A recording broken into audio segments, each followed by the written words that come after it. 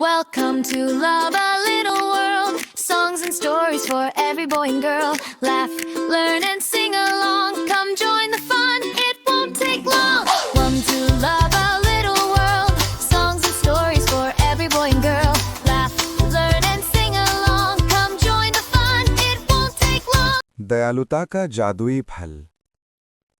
सुबह के समय जंगल में शांति और सुकून था। वहां एक छोटा दयालु और प्यार करने वाला बंदर रहता था। उसका नाम ज्यादा मायने नहीं रखता, क्योंकि इस कहानी में उसके अच्छे कर्म ही उसे खास बनाते हैं। एक दिन जब सूरज की हल्की किरणें पेड़ों की पत्तियों पर पड़ रही थीं, छोटा बंदर एक शाखा पर बैठकर हवा का आनंद ले रहा था। चिड़ियां आसपास उड़ रही थीं और घास पर ओस की बूंदें सूरज की रोशनी में चमक रही थी। उस शांत पल में बंदर बहुत खुश महसूस कर रहा था। कुछ देर बाद वो शाखा से नीचे उतरकर जंगल के रास्ते पर घूमने लगा। बहुत सारे रंग बिरंगे फूल चमक रहे थे और तितलियां उसके चारों ओर उड़ रही थीं, जैसे उसका स्वागत कर रही हों। प्रकृति से प्रेम करने वाला यह छोटा बंदर हर छोटी आवाज और हर हरकत का ध्यान रखते हुए आनंद ले रहा था। आगे बढ़ते हुए उसने कुछ परेशान करने वाला देखा। एक छोटा हिरन एक छोटे से नाले के पास कमजोर और थका हुआ पड़ा था। उसकी सांस धीमी थी और आंखें थकी हुई लग रही थीं। इसे देखकर बंदर का दिल चिंता से भर गया। किसी ने भी कहे बिना या देखा बिना उसने तुरंत हिरन की मदद करने का फैसला किया। छोटे बंदर ने अपनी छोटी छोटी हथेलियों में पानी भरकर धीरे धीरे हिरन के मुंह तक पहुंचाया। पानी ने थके हुए हिरन को जीवंत कर दिया। उस क्षण जंगल भी धीरे धीरे चमकने लगा, जैसे कोई अच्छा काम हो रहा हो। इसके बाद बंदर जल्दी से पेड़ पर चढ़ा ताजे और रंग बिरंगे फल तोड़कर लाया। हालांकि वो थका हुआ था, उसने अपने मन में सोचा, इस हिरन को भूख से पीड़ित नहीं होना चाहिए।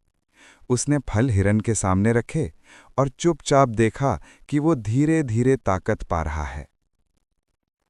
कुछ समय बाद हिरन धीरे धीरे खड़ा हुआ।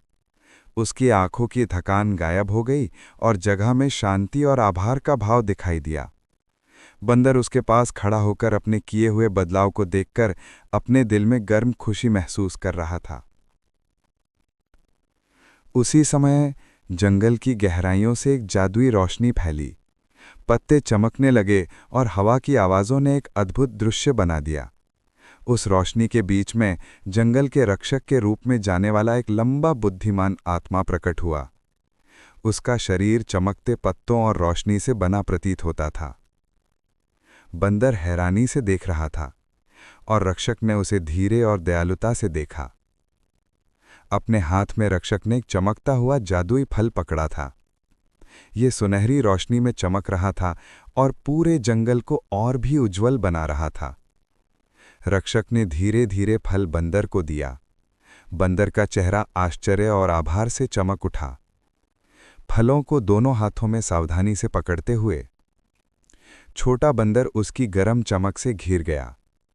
उस समय उसे समझ आया, उसकी निस्वार्थ दयालुता ने उसे ये जादुई इनाम दिलाया। शाम के समय बंदर एक चट्टान पर बैठा जादुई फल को पास रखकर धीरे धीरे हवा का आनंद ले रहा था। उसके चारों ओर छोटे चमकते हुए जुगनू संध्या में टिमटिमाते सितारों की तरह नाच रहे थे।